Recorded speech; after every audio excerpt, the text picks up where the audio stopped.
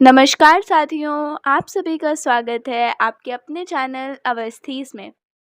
आज मैं आपको एक ऐसी अद्भुत कथा सुनाने जा रही हूँ जिसमें स्वयं भगवान विष्णु अपनी प्रिय पत्नी देवी लक्ष्मी को एक छोटी सी भूल के कारण 3 वर्षों तक एक गरीब किसान के घर में नौकरानी बनने का श्राप दे देते हैं।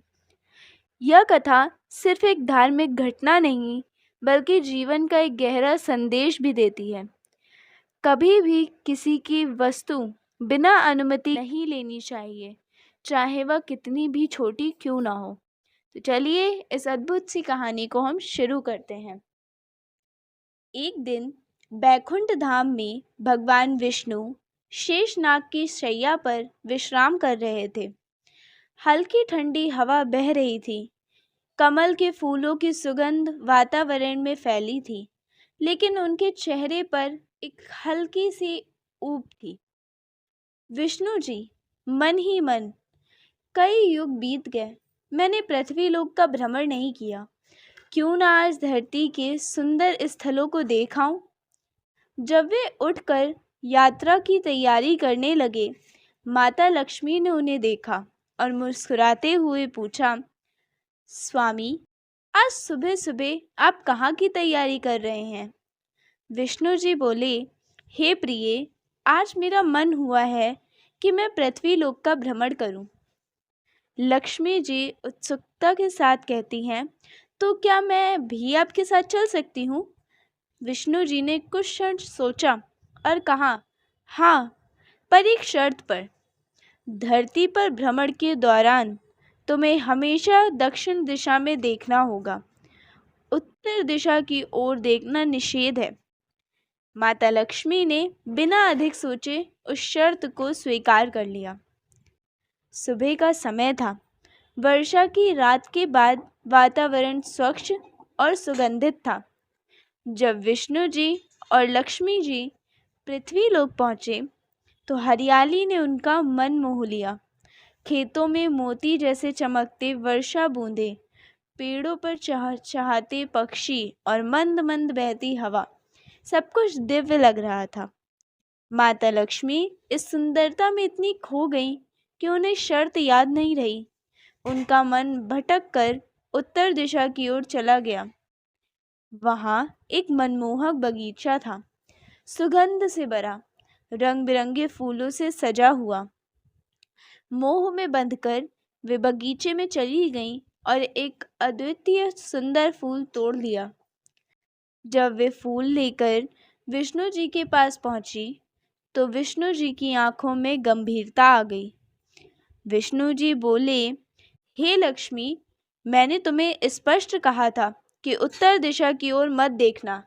यह फूल किसी और का है और बिना अनुमति लिए लेना चोरी के समान है। माता लक्ष्मी ने क्षमा मांगी, स्वामी, मुझसे भूल हो गई, कृपया मुझे क्षमा करें।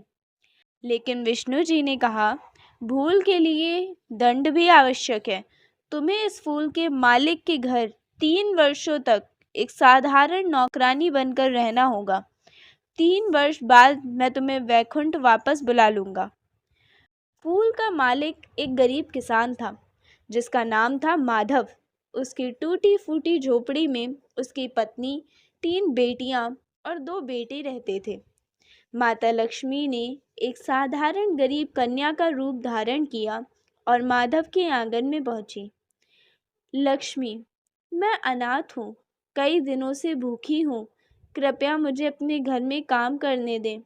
माधव ने दया से कहा, बेटी, मैं गरीब हूँ, मुश्किल से अपने परिवार का पेट भर पाता हूँ, लेकिन अगर तुम मेरी बेटी बनकर रहना चाहो तो हमारा सूखा सादा भोजन तुम्हें भी मिलेगा। माता लक्ष्मी ने सहर्ष स्वीकार कर लिया। माता लक्ष्मी के आने के अगले ही दिन माधव को इतनी कमाई हुई कि उसने एक गाय खरीद ली। धीरे धीरे उसके खेत लहलहाने लगे, पशु बढ़ गए और घर में अन्न धन की बरकत होने लगी। माधव को आश्चर्य होने लगा। लगता है यह कन्या कोई साधारण नहीं, अवश्य ही कोई देवी है। 3 वर्ष बीत गए। एक दिन जब माधव खेत से लौटा तो उसने अपनी झोपड़ी के द्वार पर एक तेजस्वी आभामयी देवी को देखा, गहनों से सजी और स्वर्ण जैसी कांति। ध्यान से देखने पर उसे पता चला कि यह तो वही कन्या है जो 3 वर्षों से उसकी चौथी बेटी के रूप में रह रही है। माधव हाथ जोड़कर कहता है, माँ, मुझे क्षमा करें, मैंने अनजाने में आपसे घर और खेत के काम करवाए। माता लक्ष्मी मुस्कुराकर बोलती हैं, माधव, तुमने मुझे अपनी बेटी की तरह सम्मान दिया, दया और प्रेम दिया। मैं प्रसन्न हूँ।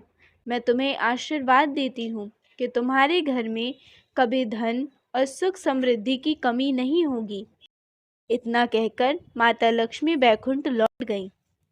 दर्शकों, यह कथा हमें सिखाती है कि बिना अनुमति किसी की वस्तु लेना अनुचित है और दूसरों के साथ दया और प्रेम से व्यवहार करने से ईश्वर का आशीर्वाद अवश्य मिलता है। अगर आपको यह कथा पसंद आई हो तो इसे लाइक और शेयर करें और हमारे चैनल अवस्थीज को सब्सक्राइब करना ना भूलें।